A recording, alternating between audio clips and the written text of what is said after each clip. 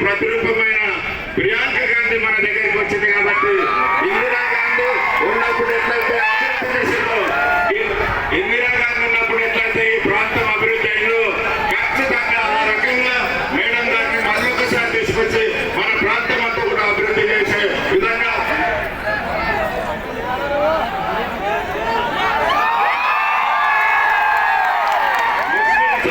ప్రత్యేకంగా అందరికీ కూడా రిజర్వేషన్ వచ్చే విధంగా మీకు ఎట్లయితే 6 గ్యారంటీ స్కీమ్లలో కూడా ముస్లింలకు పర్సెంటేజ్ ప్రకారం అవన్నీ కూడా మీకు చెందే విధంగా చేస్తామని చెప్పేసి మీకు అందరూ కూడా మనం చేస్తాం. ఈరోజు ప్రియాంక గాంధీ గారు మన ప్రాంతానికి రావడం విశేషము కాబట్టి తప్పకుండా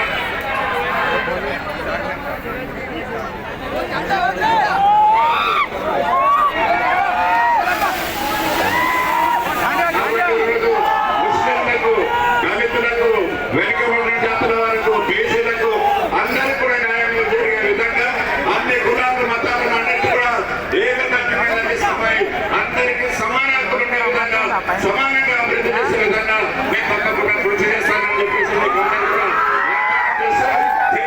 పోటీ చేయడానికి గెలిపించాల్సిన మీకు అందరూ కూడా ఆహ్వానం చేస్తాం. ఒక్కసారి మీరు అందరూ కూడా చేతి గుర్తుకంటే మీరు అందరూ 2 చేతులు చెప్పి చేతి గుర్తుగా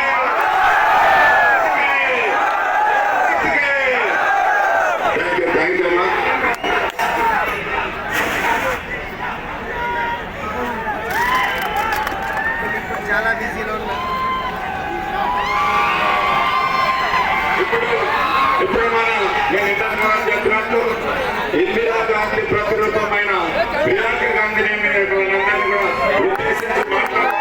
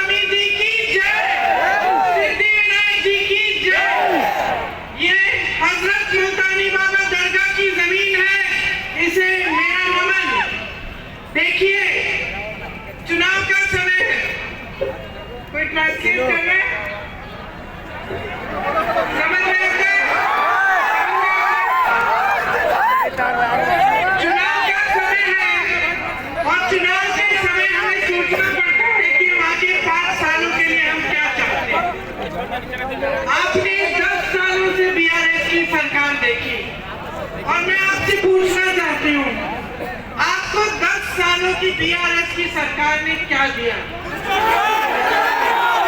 रोजगार दिया? जॉब दिया?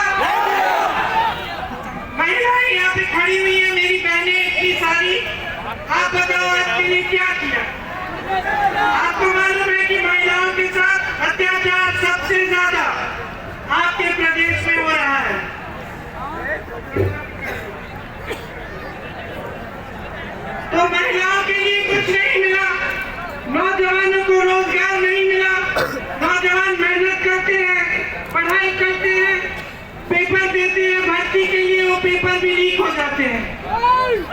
जहां जहां आप देखते हैं भ्रष्टाचार भरा हुआ है आपके प्रदेश में, पूरा फैला हुआ है। हर स्तर पर बड़े बड़े प्रोजेक्ट्स को लेकर छोटी छोटी चीजों तक कमीशन लिया जाता है। आपको छोटे से छोटा काम कराना पड़ता है तो कमीशन की बात होती है, और बड़े बड़े प्रोजेक्ट्स में हजारों करोड़ रुपए आपके लूटे जाते हैं। तो आपको भ्रष्टाचार मिला है, आपको कमर तोड़ महंगाई मिली है। इतनी महंगाई है कि आपके जीवन में संघर्ष और संकट बढ़ते चले गए हैं। मेरी बहनें यहाँ हैं, मेरी बहनें, सारा घर आप संभालती हो, परिवार को आप संभालती हो, आप बच्चों की परवरिश को देखती हो, नौकरी होती है तो नौकरी भी करती हो, जो खेती में काम करने वाले हैं वो महिलाएं खेती में भी काम करती है। घर आके फिर भी आपको सब कुछ संभालना पड़ता है, और जब तक घर में परिवार के एक एक सदस्य सो नहीं जाते खा पी के, तब तक आप सो नहीं सकती, आप आराम नहीं कर सकती। सच बात है कि नहीं? तो महंगाई का सामना कौन करता है? बहुत सबसे ज्यादा जो महंगाई का है किस पे होता है? महिलाओं पे होता है, बहनों पे होता है। गैस के सिलेंडर के दाम जब बढ़ जाते हैं तो किसको दिक्कत आती है? आपको दिक्कत आती है। आप घर में सबको खिला देंगी लेकिन खुद भूखी रहेंगी अगर कोई ऐसी समस्या है। सच बात है कि नहीं? सच है ना? तो आप समाज का पूरा बोझ उठाती हो। सारी महिलाओं की यही कहानी है, चाहे बड़े घर की हो चाहे गरीब घर की हो, यही होता है। समाज का बोझ महिलाएं उठाती हैं और समाज महिलाओं को मदद नहीं करता। तो इसलिए एक उम्मीद होती है सरकारों से कि कम से कम सरकार मदद कर लेगी, महंगाई से थोड़ी सी राहत मिल जाएगी, गैस सिलेंडर के दाम थोड़े कम हो जाएंगे, कोई ऐसी स्कीम आएगी जिससे महिलाओं को भी आगे बढ़ाया जाए और आप भी अपने पैरों पे खड़े हो पाए, आप भी कुछ कमा पाए, आपको भी रोजगार मिले। लेकिन इस सरकार ने ये सब आपको कुछ नहीं दिया। यहाँ मेरे किसान भाई होंगे, किसान आज तेलंगाना में परेशान है, त्रस्त है। किसान को कहा गया था कि कर्ज माफ किए जाएंगे, अभी तक कर्ज माफ नहीं हुए। धरनी पोर्टल निकाला, उससे आपकी जमीनें जब्त हुई, आपको जमीनें नहीं मिली। तो जहाँ जहाँ आप देखें जो वादे आपसे किए गए थे वो एक के बाद एक वो वादे तोड़े गए। तेलंगाना के लिए आप सबने आंदोलन किया। तेलंगाना अगर बना तो यहाँ के नौजवानों के बलिदानों से बना, यहाँ के किसानों, यहाँ की बहनों के बलिदान से बना। तो आज अगर तेलंगाना देश और दुनिया में जाना जाता है तो इसलिए जाना जाता है कि यहाँ की जनता ने अपना खून पसीना बहाकर इस प्रदेश को बनाया। तो ये जमीन आपकी है, इस जमीन में आपका खून, आपका पसीना मिला हुआ है। इस जमीन की हिफाजत, इस धरती की हिफाजत करेगा, आपको इसकी हिफाजत करनी पड़ेगी। 10 सालों से जो सरकार आप देख रहे हो, जितनी भी आपकी उम्मीदें थी, जितने भी आपके सपने थे, एक एक करके चूर चूर किए गए हैं इस सरकार के द्वारा। इस सरकार ने आपको नकारा। क्या हुआ? केसीआर जी ने अपने परिवार के एक एक सदस्य को मंत्री बना दिया, बनाया कि नहीं? तो केसीआर जी के परिवार के सदस्यों को तो जॉब मिल गया, उनको महल मिल गए, बड़े बड़े घर बनाए। ये हद हो गई है कि पूरे देश में ये एक पहला प्रदेश होगा जिसकी सरकार एक फार्म हाउस से चल रही है। जानते हैं आप, आपकी सरकार भी जहां से चलनी चाहिए वहां से नहीं चल रही है। तो क्या हो गया है? बीआरएस के नेता आलस में पड़ गए, आलसी हो गए हैं और भ्रष्ट हो गए हैं।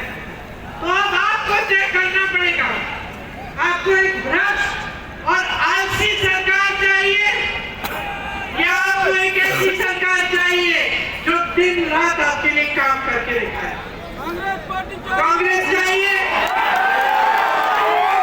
Bye bye KCR, bye bye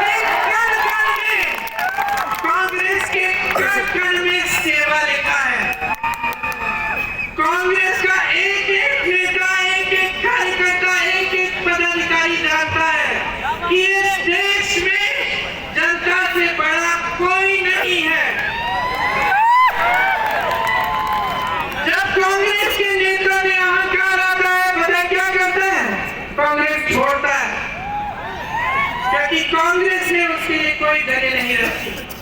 Congress में अहंकार की जगह नहीं है, कांग्रेस में आलस की जगह नहीं है, कांग्रेस